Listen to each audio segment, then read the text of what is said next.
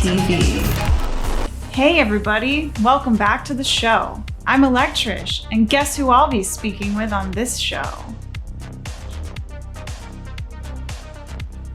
DEADLIFE. In this show, I'll be showing music videos by DEADLIFE. I'll be having an interview with DEADLIFE, and he's going to be performing a special live, unreleased track at the end of the show.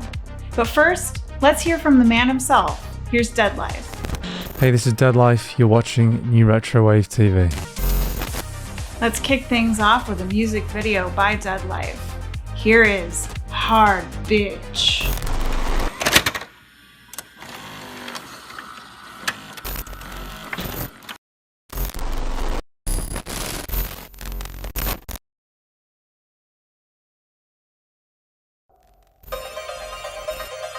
You must find them. You must kill them. Bring it into ruin.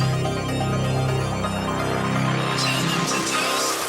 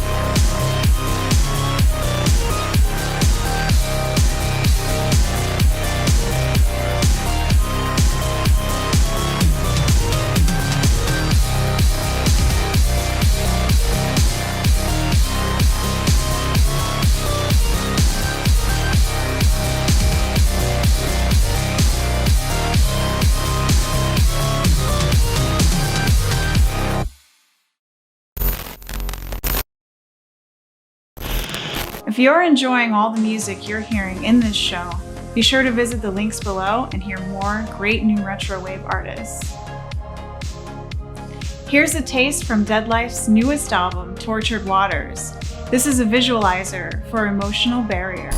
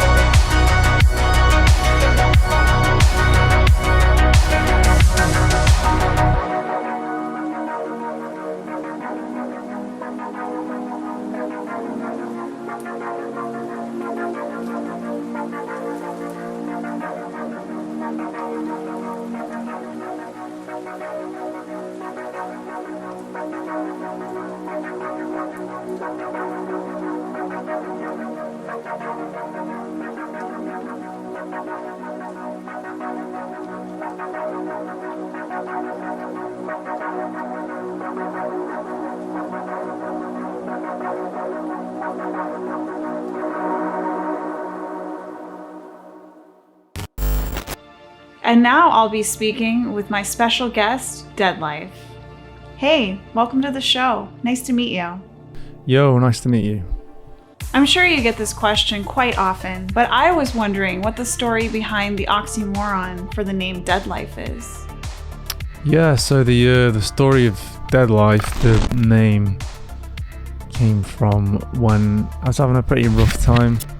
Felt like I was alive, but I felt dead on the inside, basically. So it kind of came from that. Obviously things are a bit better now, but that's where it came from. I was at my lowest ebb, and the only thing that really saved me was writing. Just writing every day. It was the one thing that kind of kept me going. And it was literally the one thing, like the one constant that I had. So it kind of came from that, basically. So yeah, so that's kind of where it came from, and it stuck. It's not something that I thought would ever go anywhere. I didn't think it would become a thing. I never thought DEADLIFE would become, an actual thing. I didn't think anyone would listen to what I was making. So the fact that people do is amazing, really. And so here we are, really. And maybe people can relate to the name, I don't know, especially with how things have gone over the past 2 years. But yeah, that's where the name came from, and I've always quite liked contrasting stuff.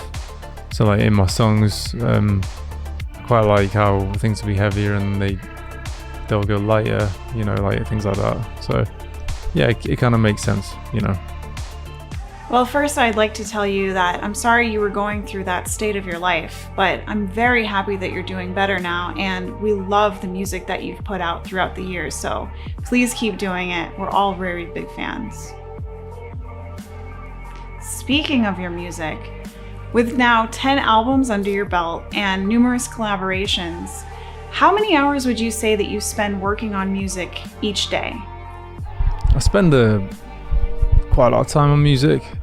I'd say this year I've tried to spend a bit less time on music because I can be quite obsessive with it. But I'm always trying to spend as much time as possible on music because obviously I want to make it as good as possible.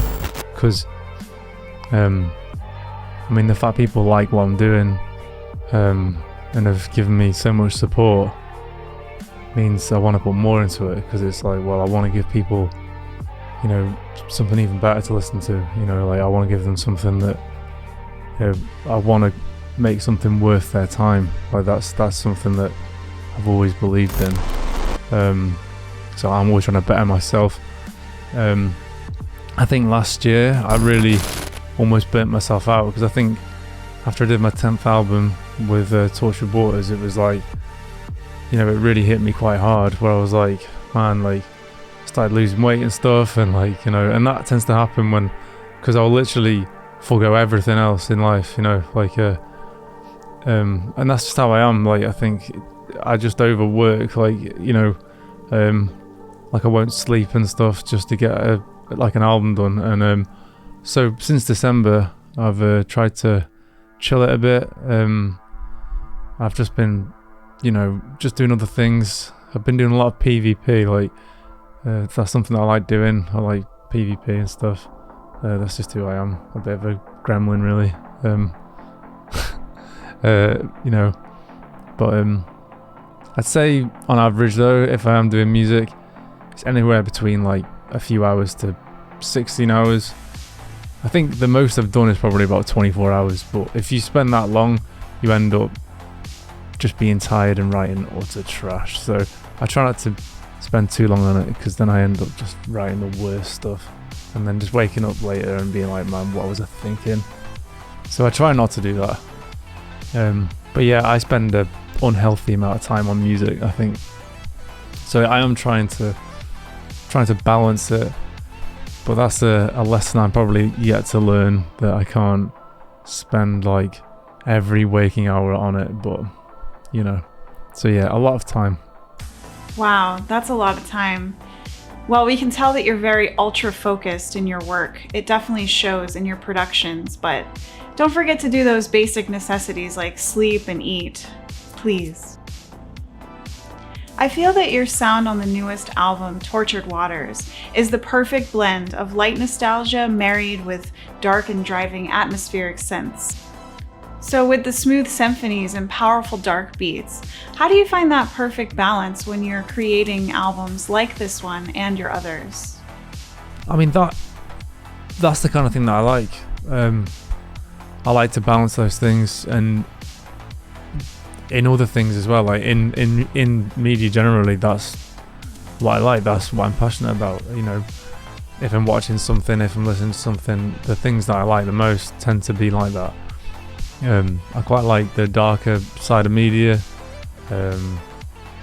be that games, films, TV shows, whatever, you know, especially from like the 90s, late 90s to the noughties, or even now, really. They're the kind of things that I like. And if I had to name those things, just off the top of my head, I mean, recently I binged Berserk, you know, the Silent Hill, you know, Ghost in the Shell, Akira, like things that are quite dark, but they're just good, you know. And there's loads of them, you know, like it's hard to name one thing, and often I'll name one thing and people think I'm just inspired by that one thing, but there's loads of things, you know, and it all kind of goes into the melting pot, and something comes out, you know. So when it comes to writing, all these influences over the years, this is stuff I've been listening to and watching for, you know, like my entire life, and maybe I'm lucky for that because it's something I've always been into. And when I started writing on my own, that was the ultimate goal, was to write for myself and write something that I truly enjoyed. It wasn't about, you know, writing music that everyone liked. It was about writing music that I liked, you know. And then, you know, I'd send tracks to my friends and be like, hey man, check this song out that I did, and they'd say, oh man, this would fit on this game or something, and that was enough, you know. And obviously things kind of carried on from there, you know. So yeah, it's just music that I like, and yeah, it's just funny how things work out, really. But I think, yeah, it's like anything. If you're passionate about something and you truly love what you're doing, things will just turn out how they turn out. You know, they'll turn out being what you love, you know. Well, I'm happy to hear that you're making the music that you enjoy, and your passion definitely shows through. I can hear your music in a film or a game as well, so maybe one day that will happen. I've always personally felt that music sans lyrics speaks for itself, and yours is definitely a testament to this. I think I reached for my headphones every single time I listened to Tortured Waters.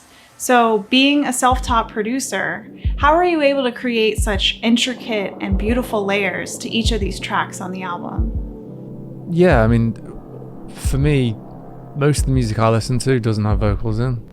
I mean, I don't mind vocals in tracks. Most of the music I listen to doesn't have vocals in tracks. That's just what I prefer. I don't really listen to that many songs with vocals in. Now, I know some tracks that I've written have got vocals in because they just call for it, but mostly I prefer to just not have them in. So one of the things I had to learn when I was, you know, teaching myself how to produce was how to make a song interesting enough without vocals in, because, you know, having vocals in a track, you know, it's like front and center. But you know, like I think over time, like you learn how to, as a self-taught producer, as you know, some people will know, you just learn how to make a track interesting, like without vocals in it, and that's, you know, through counter melodies and different types of melody and chords and, you know, and different sounds and stuff.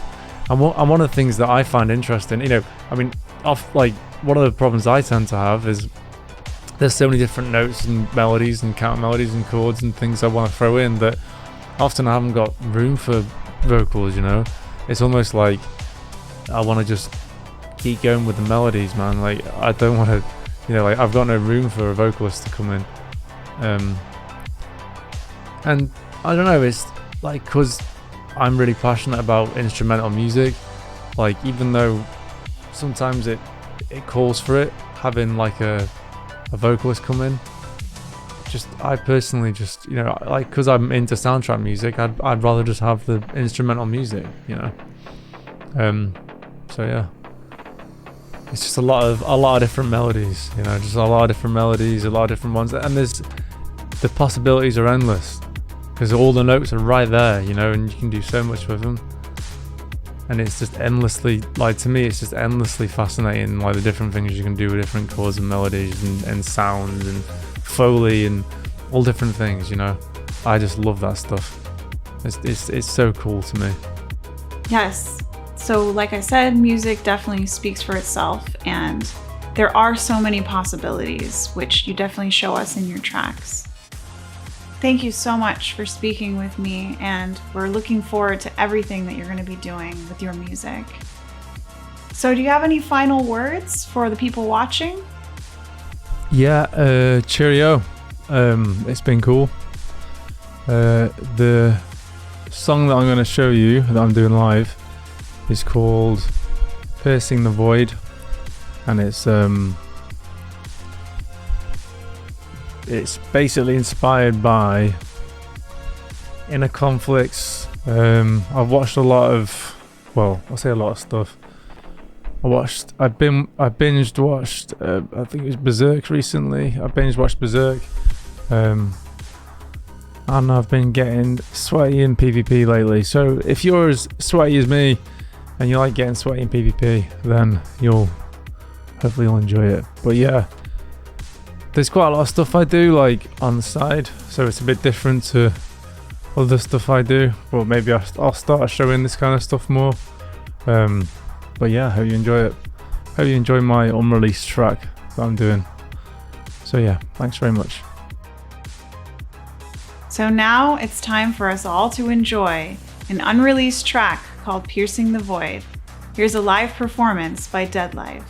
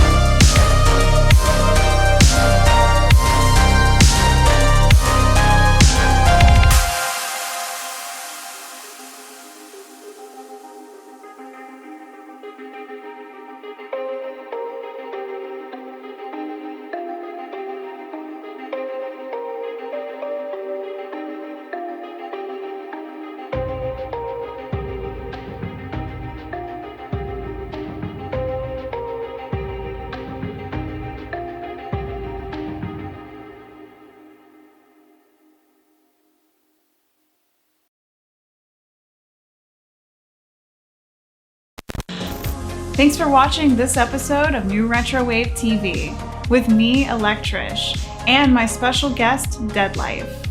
Tune in next time where I'll be speaking with J Dig.